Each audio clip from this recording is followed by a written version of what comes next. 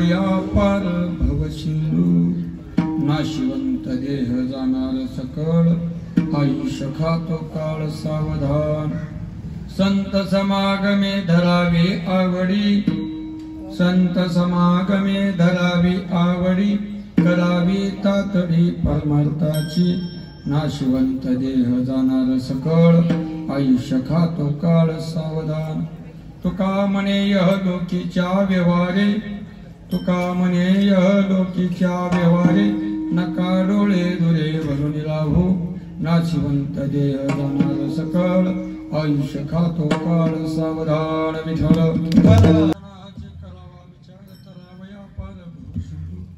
नाशिवंत देह जाणार सकळ आयुष्य खातो काळ सावधान दस्तूर प्राप्त सगळे भगवत चिंतन सेवकांनी वडील घालून या वारकरी संप्रदायामध्ये नवे नवे या जगाच्या इतिहासात सगळ्यात मोठा आश्चर्य करणारे सदैव वैकुंठाला जाणारे या जगत उद्धारा करता मृत्यू लोकांमध्ये जन्म घेणारे माझी श्री तुकोबराया आणि तुकोबरायांचा आजचा हा उपदेश करण्यातील सुंदर असा वर्णन विषय चिंतन करण्यापूर्वी अल्पसा पर्याय देणं व त्याचं प्रदान कर्तव्य जाण्यानं कैलासवासी गंगूबाई गणपत चिंचकर या आजींच्या प्रथम पुण्यस्मरणानिमित्ताची ही कीर्तन सेवा चिंचकर परिवाराच्या वतीने आयोजित करण्यात आलेली आहे. खऱ्या अर्थानं त्यामध्ये त्यांचे चिरंजीव आहेत श्रीपाद गणपत चिंचकर, भगवान गणपत चिंचकर आणि त्यांचा भरपूर असा मोठा परिवार आहे. 3 नातू आहेत, 2 नाती आहेत, सुना असा परिवार आणि या परिवाराच्या माध्यमातून आजची कीर्तन सेवा आयोजित केलेले समस्त ग्रामसेवी साबुरकर आणि पंचक्रोशीतील त्यांचे पाहुणे परिवारातील आपतेष्ट जीवलग सगळे मित्रमंडळ या ठिकाणी उपस्थित आहे. सगळ्यांच्या उपस्थितीमध्ये आजची ही कीर्तन सेवा आपल्याला करायची आहे. अभंग श्री तुकोबरायाचा आहे. तुकोबराय या अभंगामध्ये सांगतात क्षणोक्षणाचे करावा विचार करावया पार भवसिंधू. तुम्ही क्षणाक्षणाला विचार करा. कशाचा विचार करा महाराज? तर महाराज सांगतात तरावया पार भवसिंधू. त्या भवसिंधूतून भवनदीतून दुस्तरातून तरुण जाण्याकरता प्रत्येकानं क्षणाक्षणाला विचार केला की बाबा या संसार रूपी भवसागरातून मी कसा तरुण जाईल. का? अरे हा संसार रूपी भवसागरातून तू तरुण जाणार नाही तर तू ज्याच्या जीवावर जगतो, ज्याच्या जीवनावर आधारभूत मानतोय ते नाशिवंत देह जाणार सकळ आयुष्य खातो काळ सावधान. म्हणून काय करायचं महाराज? तर संत समागमे धरावी आवडी करावी तातडी परमार्थाची. महाराज शेवटच्या चरणामध्ये सांगतात तुका म्हणे यह लोकीची अव्यवहारे नका डोळे दुरे भरून राहू. सहज असं सांगितलं. महाराज अभंगाचं चिंतन करत असताना सांगतात बाबा क्षणाक्षणाला आपल्याला विचार करायचा, सातत्यानं विचार करायचा. ज्या वेळेस तुम्हाला असं वाटतं का विचार करावा, कुणी विचार केला? मायबाप एक दिवस एक गृहस्थ श्री एकनाथ महाराजांच्याकडे गेला. एकनाथ महाराज तुमचं भविष्य कुठं झालं? एकनाथ महाराज म्हणजे काय झालं? काय ना महाराज तुम्ही काल सांगितलं होतं 7 दिवसापूर्वी मरणार आहे, पण 7वा नाही 8 दिवस झाले मी मेलो नाही. नाथ महाराज म्हणजे ठीक आहे मेला नाही, भगवंताची कृपा झाली समज. आणि या 7 दिवसामध्ये तू काय केलंस? या 7 दिवसामध्ये कुणाकुणाची आठवण झाली? महाराज आठवण सातत्यानं उठलं की झोपलं की झोपत न उठलं की फक्त मरण डोक्यात यायचं. आता आपण मरणार आहे, आपण मरणार आहे, आपण मरणार आहे. मग तू वाईट काम काय केलं? मला वाईट मला साधी मुंगी मारली नाही 7 दिवसातून वाईट काय काम करा? शिवी सुधीक दिली नाही कोणाला. का? फक्त मरण डोक्यात. महाराज म्हणले बाबा आम्ही जन्माला आल्यापासून आमच्या डोक्यात एकच आहे, एक दिवस आपल्याला मारायचे. आणि हे आमच्या डोक्यात सातत्यानं आम्ही हा विचार करतो. म्हणून सातत्यानं नाही आम्ही क्षणाक्षणाला हाच विचार करतो की आम्हाला एक दिवस मरायचंय. म्हणून आम्ही आनंदी राहतो. अभंगाचं पहिल्या क्षणात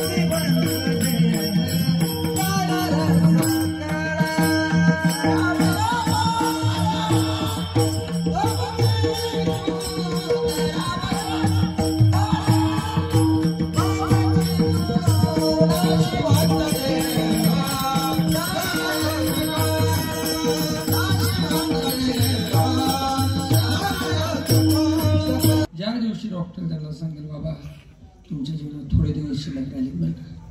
त्या दिवसापासून माणसाच्या वागण्यात राहण्यात बोलण्यात सगळ्या गोष्टीत बदल होतो. तर या जीवनात माणूस एकाच गोष्टीने भेटतो. भावाला भेट नाही, भाऊक्याला भेट नाही, गावाला भेट नाही, तालुक्याला भेट नाही, कुणालाच भेट नाही, फक्त मरणाला. पण महाराज सांगतात आम्हाला सातत्यानं त्याचं स्मरण आहे म्हणून आम्ही मरणाला भेट नाही. या जीवनामध्ये जीवन मृत्यू लोकांमध्ये जन्माला आल्यानंतर 3 वर्ग केले शास्त्रकारांनी. 3 वर्ग केले. एक मनुष्याचा वर्ग केला, एक पशुचा वर्ग केला आणि एक साधूचा वर्ग केला.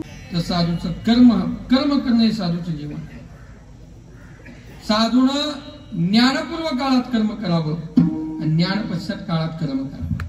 ज्ञानपूर्व काळात कर्म का करावं तर स्वतःच्या हिताकरता आणि ज्ञानपश्चात कर्म का करावं तर जगाच्या कल्याणाकरता. साधू एक बिघडला तर अख्खा समाज बिघडतो. एक शिक्षक बिघडला अख्खा वर्ग बिघडतो आणि आई वडील बिघडले तर अख्खं पूर्व बिघडतं. म्हणून साधूनं थोडस ह्याच्यात राहित असतं, दोहनात राहित असतं. साधूला एखादच पकडण्याची गरज नाही, पण साधूनं एखादं सोडली की समाज एका पायावर एखादं सोडायला तयार आहे. साधूला गरज नाही एखादच पकडायची का तर साधू त्याच्या पलीकडे गेलेले आहेत. पण साधूनं स्वतः करता एखादच नाही पकडायची तर समाजाकरता एखादच पकडायची. महाराज ज्या वेळेस साधूनं ज्ञान मिळवलं आणि ज्ञान मिळवल्यानंतर साधू आता मुक्त झाला. मुक्त झाल्यानंतर त्यानं पुढचं कार्य पुढचं आयुष्य समाजाकरता झालं. म्हणून साधूचं जीवन हे कर्मप्रधान आहे. पशुचं जीवन हे भोगप्रधान जीवन आहे. पशुचं जीवन कसं आहे भोगप्रधान आहे. कारण की पशु काय जाणती, पशु काय पाप पुण्य जाणती, उत्तम मध्यम भोग भोगिती. पशु काय पाप पुण्य जाणती, उत्तम भोग भोगिती. पशुला कुठल्याही कर्माचं ज्ञान नाही, भोगाचं ज्ञान नाही. म्हणून पशुचं जीवन हे भोगप्रधान आहे. गडबडीने काकड्याला उठले फक्त तर एक चप्पल हवतात आणि एक चप्पल गंजी. आता काय माणसं आली का तिथं नाही, कुत्र्याने नेली. कुत्र्याला काय कळतंय महाराजाच्या का कुणाच्या. कुत्र्याला काही कळत नाही.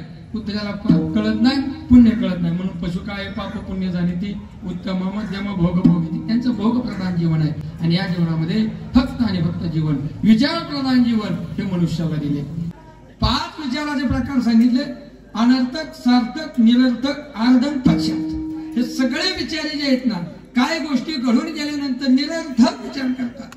माणसानं असा विचार करावा की माझ्या जीवनाचं कल्याण कसं होईल, माझ्या जीवनाचं कल्याण कसं होईल. असा विचार केल्यानंतर खऱ्या अर्थाने महाराजांनी जो विचार सांगितला तो आजच्या अभंगाच्या पहिल्या चरणात आहे. ते सांगतात क्षणोक्षणा हाची करावा विचार, करावया पार भवचिंडू. हा सार्थक विचार आहे. आणि महाराजांना तो विचार आजच्या अभंगामध्ये मांडला की बाबा जर तुला विचार करायचा असेल ना तर या बाकीच्या कोणत्या गोष्टीचा विचार करू नको. असा विचार कर की जेणेकरून तुझ्या जीवनाचं कल्याण होईल. नवे तुला या संसार रूपी बहुसागरातून तरुण जाण्याकरता मार्ग शोधता येईल.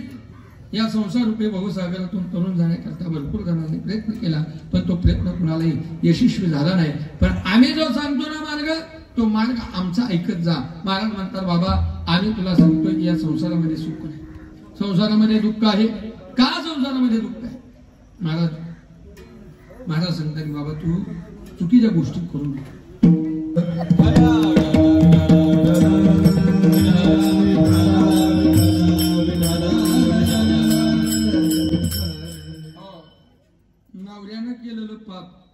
नवऱ्यानं केलेलं पाप बायकोला भोगावं लागत नाही अप्पा नाही. पण बायकोनं केलेलं पाप अर्ध नवऱ्याला भोगावं लागतं. एवढं देणार. अजून एक फायद्याची गोष्ट तुम्ही केलेलं पुण्य याने काही जरी नाही केलं तर अर्ध पुण्य ह्यांना मिळतं. किती फायद्याची गोष्ट आहे.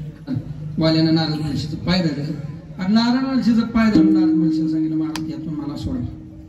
महाराज नारद महर्षीने सांगितलं आता एक काम कर भगवंताचं नामस्मरण कर. काय नामस्मरण करायचं? काय नाही म्हणले भगवंताचं नाव घे. काय घ्यायचे? राम. आम्हाला म्हणता येत नाही. तुला काय येतं? हाना मारा तोडा. हाना मारा तोडा येतं मग त्यातला मारा घे. मारा घे म्हणल्यानंतर त्याचा मारा मारा रामा रामा रामा त्याचा उलट माराचा रामा झाला. आणि वाल्याची एवढी कीर्ती वाढली. कोळ्याची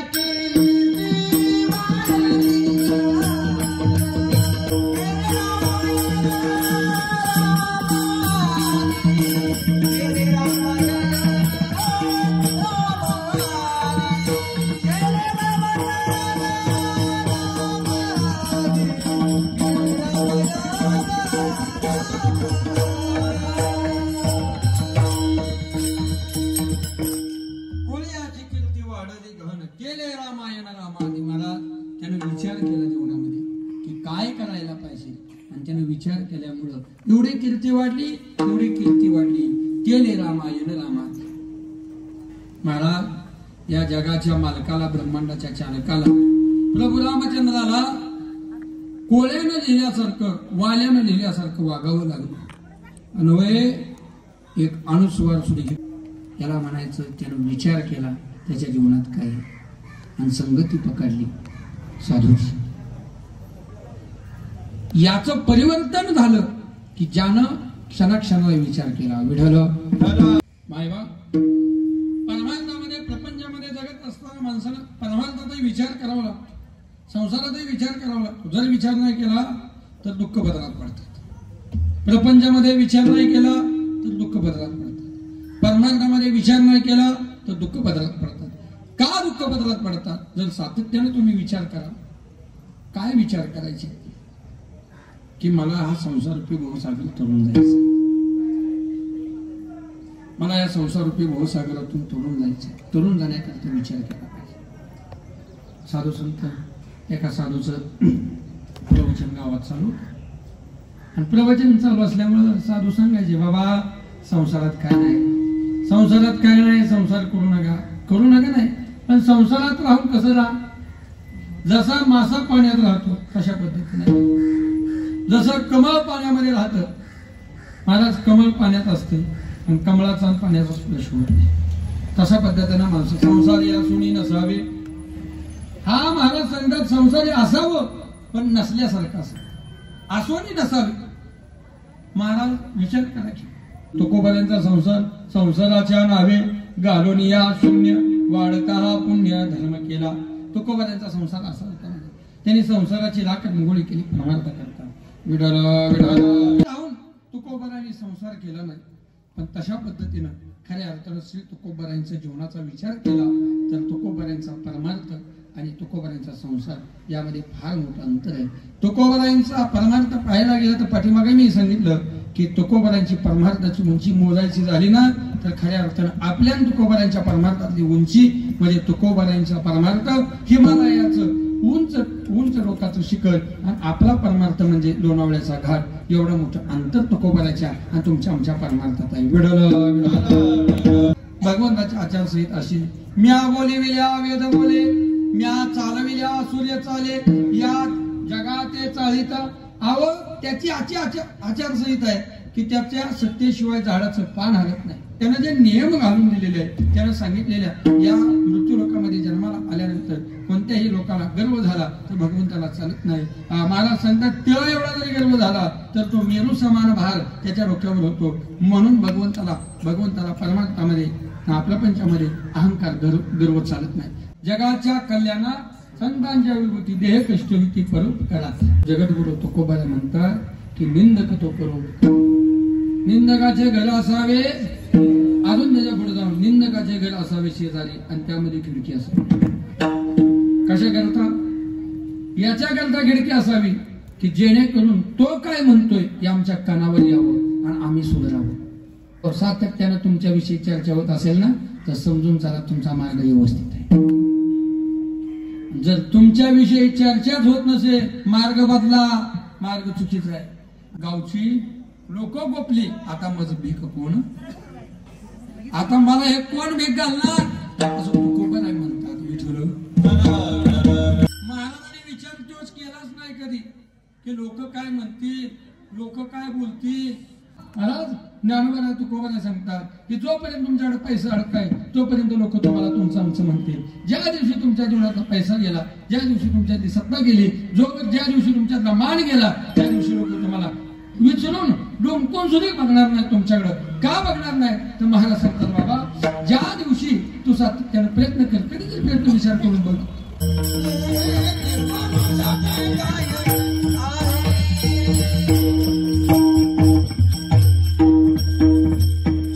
देह काळाचे धन उभयाचे ते मनुष्याचे काय आहे. खऱ्या अर्थानं विठाला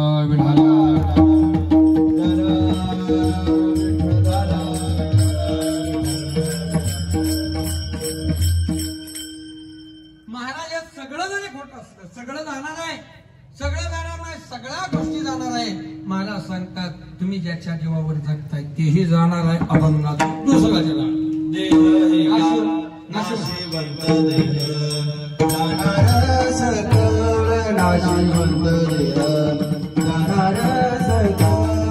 आयुष्य खातो काळ सावधान विडोबार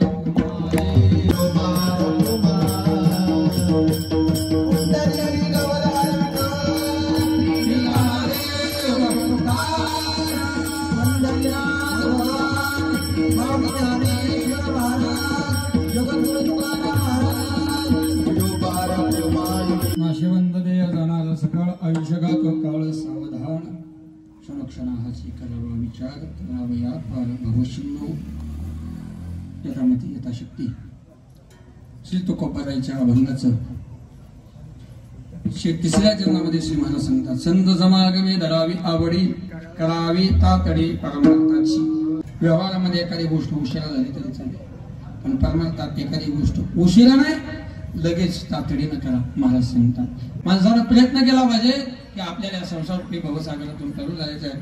संत समागमे धरायचे, संत समागमे धरावी आवडी करावी तातडी परमार्थाची. आणि शेवटच्या चरणामध्ये महाराज सांगतात की आपण कुठल्याही प्रकारचे डोळे झापड करून डोळ्यावर हात ठेवून बसू नका. अभंगाचं शेवट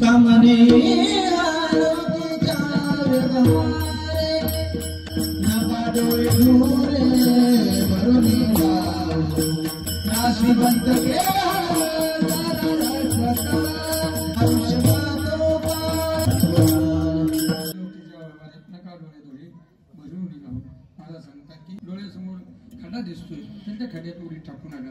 कारण की डोळ्यावर हात झाकून तुम्ही जर खड्यात उडी टाका तर दुःख तुम्हाला होणार आहे. आम्ही हे सांगतोय, आम्ही बघितलेलं अनुभव आले अंगात ते या जगात येत असो. आम्ही संसाराचा अनुभव घेतला, परमार्थाचा अनुभव घेतला आणि त्या परमार्थाच्या अनुभवातून सांगतोय नका डोळे डोळे भरून राहू. नका डोळे डोळे भरून. तू का म्हणे या लोकीच्या व्यवहार, हा व्यवहार तुम्ही दिसतोय असा एवढा सोपा समजू नका असं महाराजांनी या अभंगाच्या माध्यमातून जगाला उपदेश केला. उपदेशात्मक महाराज बोलत असताना सांगतात क्षणाक्षणाला माणसाने विचार केला पाहिजे. कारण की क्षणाक्षणाला याचा विचार केला पाहिजे की हा देह नाशवान परिवाराच्यातून खऱ्या अर्थानं मातृछाया यांच्यातून निघून गेली. ही दोन्ही मुलं त्यांच्या मुली सुना नातवंड सगळी पोरकी झाली. त्याला विकून येत थोडंसं ज्या दिवशी यांच्या घरातून 1 वर्षापूर्वी गावी निघून गेल्या त्या दिवशी घर पोरकं झालं. आयुष्यात सगळ्या गोष्टी मिळत असतात जास्त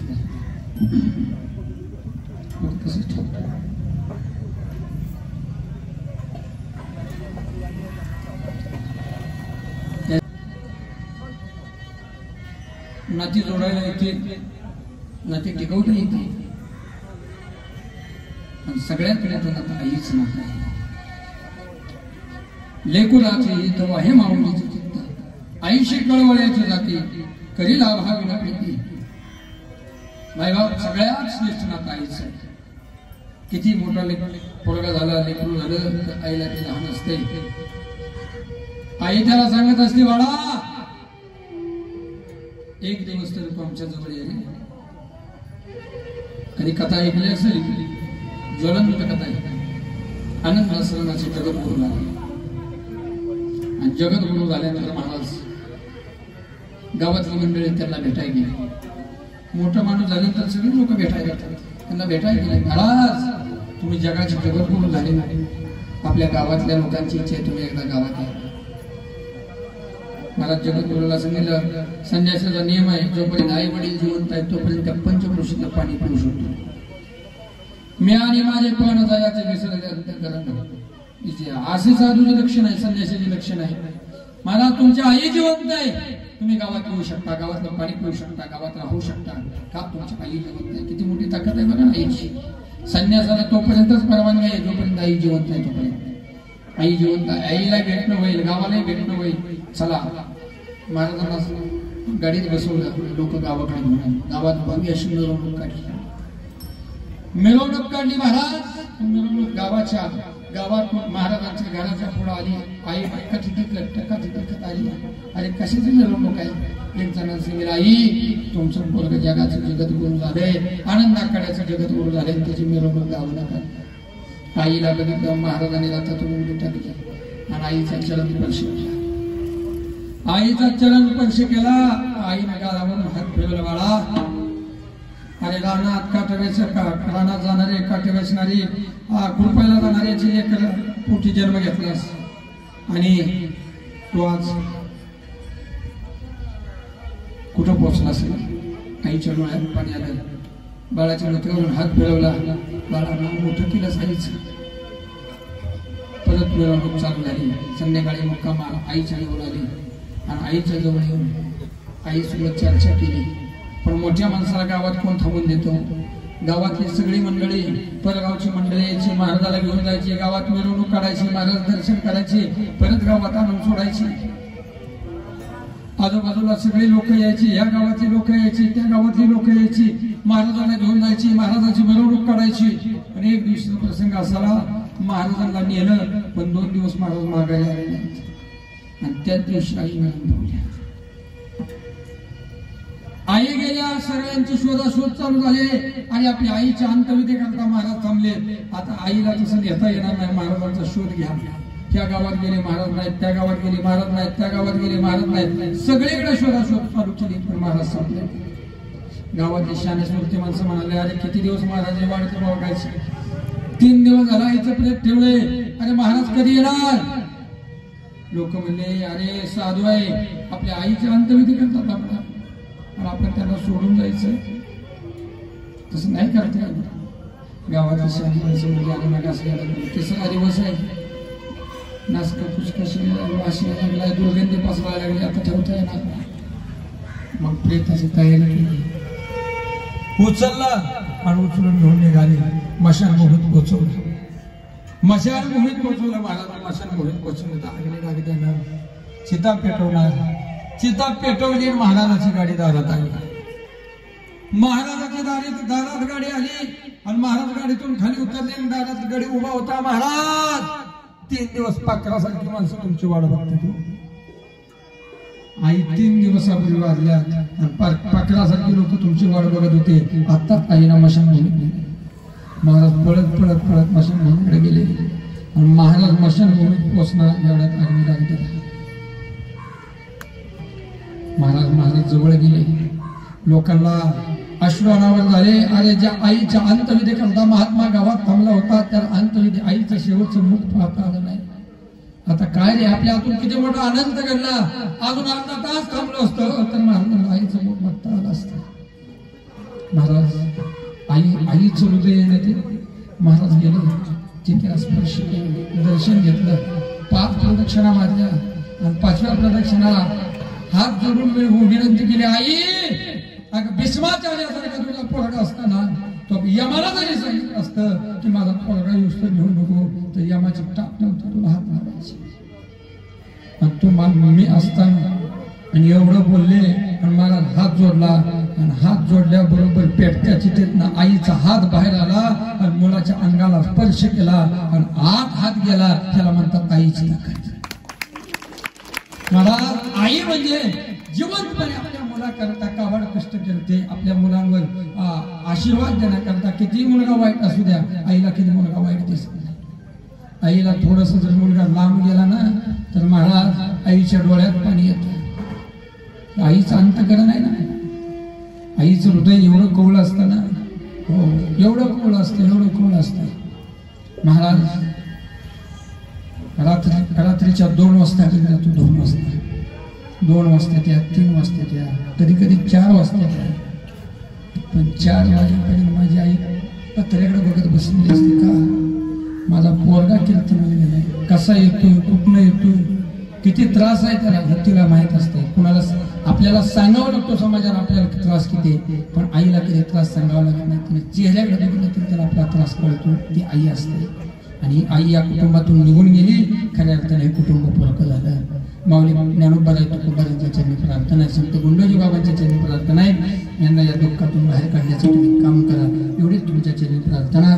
सगळ्यांच्या चरणात दर्शन घेतो आणि या ठिकाणी शिवेला पूर्णविराम देत असताना आज ज्याने सुंदर अशी मृदंगाची साथ केली त्या त्यांनी माझे जिवलग मित्र श्रीराम गुरुकुल अकलूज संस्थेचे संस्थापक अध्यक्ष आदरणीय अंगजी महाराज हजारे यांना धन्यवाद. यांनी सुंदर अशी महिन्याची साथ केली. ते स्वरभास्कर आदरणीय हरिभक्तपारायण शरणजी महाराज जाधव यांच्या चरणात दर्शन, ज्यांनी सुंदर अशी गायनाची साथ केली अनुभव माऊली त्यांच्या चरणात दर्शन, आदरणीय चोपदार यांचे संप्रदाय गुरु भक्त मंडळ सुभाष नगर सगळे टाळकरे गुरु भगिनी यांच्या चरणात दर्शन आणि सुंदर संसृष्टी एकदम गोड एकदम गोड, म्हणजे खऱ्या अर्थानं त्यांना सांगावं आणि त्यांनी आपलं ऐकावं. आपल्याला त्यातलं काही कळत नाही, पण तरी ज्या ज्या वेळेस मार्गदर्शन करावं आणि सगळ्यात चांगल्या गोष्टी देण्याचा प्रयत्न करावा.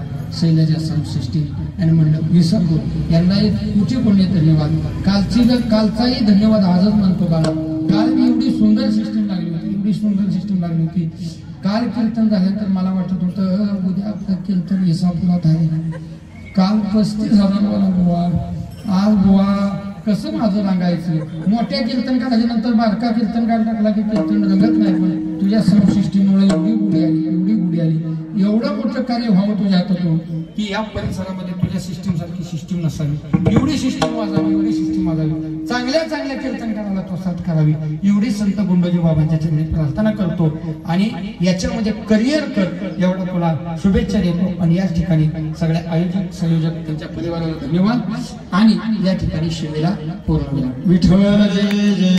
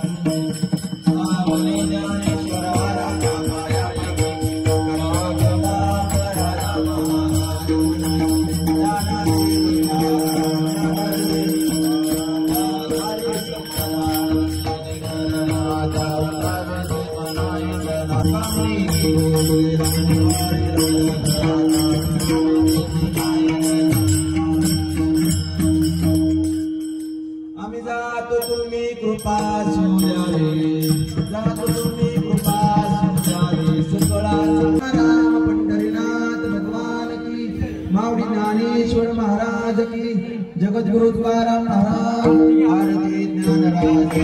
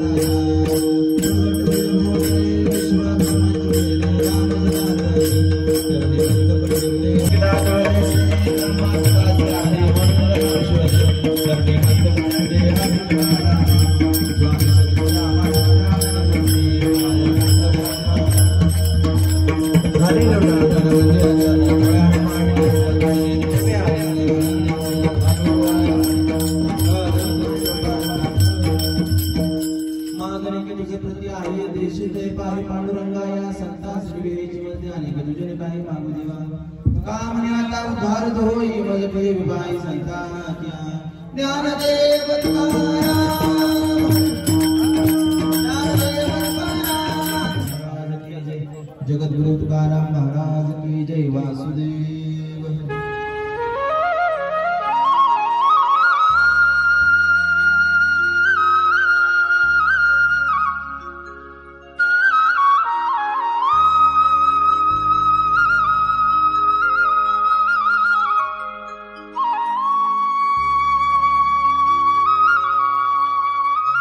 होते नाम घेता सुखाचे विमल करे जीवित्व अंध हे पूर्ण ब्रह्म उदर हे जाणी देव तुकाराम पंढरीनाथ भगवान की जय.